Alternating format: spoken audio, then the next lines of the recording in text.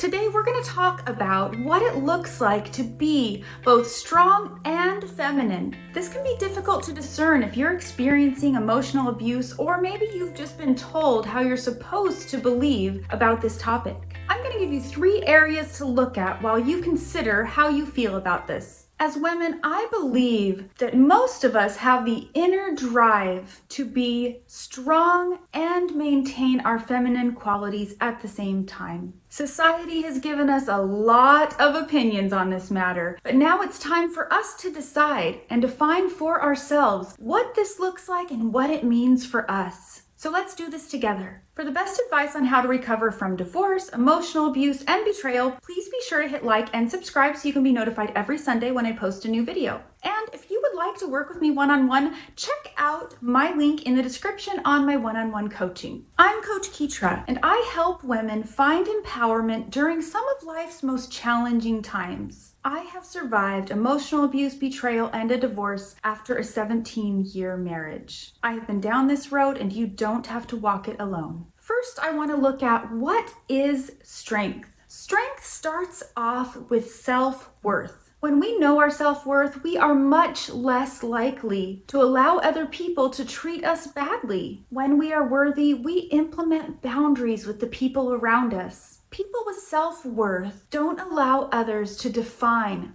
who they are, what they think, or what they will do with their own lives. Strong people don't necessarily believe that they have all the answers or they're always right, but they get wise counsel, consider their options, and ultimately they make the decision about their lives on their own. They are able to make up their own mind. Strong women know how to say no to things. Not because it's the easiest thing to do, but because it's the right thing to do. They know how to discern situations and make those wise choices on their own. Strong people are strategic and not typically super impulsive. They think through what they're doing and make a wise choice. And strong people don't need to pretend to be someone else in order to please other people, to fit in, or to avoid an argument. They're true to themselves while being respectful of others. Second, let's look at what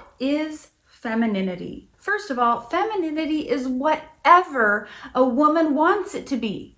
It's whatever is best for her individual well-being. My definition is femininity is the outward demonstration of the inner endurance, tenderness, love, empathy, and creativity that is inside a woman. Women tend to feel things deeply, and therefore we are affected by loss and pain in the world. And because we stay in touch with the feeling part of that, we don't go numb to drown out the pain. After all, women have been called the caregivers of the world. Some see femininity as sweetness, kindness, softness, passivity, and motherly behaviors. And it is, but it can be so much more than that. Femininity at its core is about staying vulnerable to the feelings of ourselves and others around us. God said that He made both man and woman in His image. That means that God is both feminine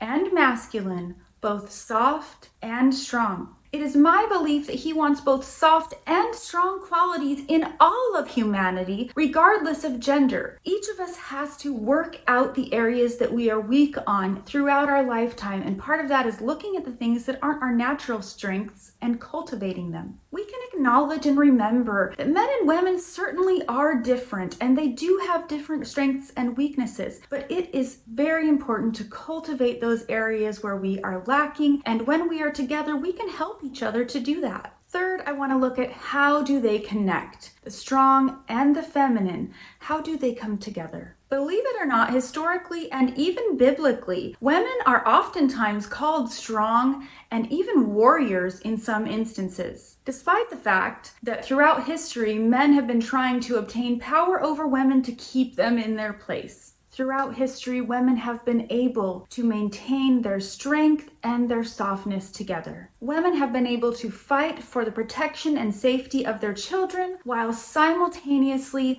being comforting to their children and the world around them. They have been both creative and entrepreneurial and able to balance the needs of making an income and caring for their families. When a woman knows her worth to God and to her family, she will be able to implement boundaries that protect her and keep her dignity. Being both feminine and strong means staying true to yourself. It means not sacrificing the calling that you have on your life for the sake of someone else's calling so that you can sit in the back seat and not pursue your dreams. It can also mean walking away in dignity instead of taking the bait of emotional traps that others may lay for you in order to maintain your dignity and beauty. Being nice just for the sake of being nice doesn't actually serve you or the other people around you very well at all. Being kind means speaking the truth in love, though. Saying what needs to be said in a kind,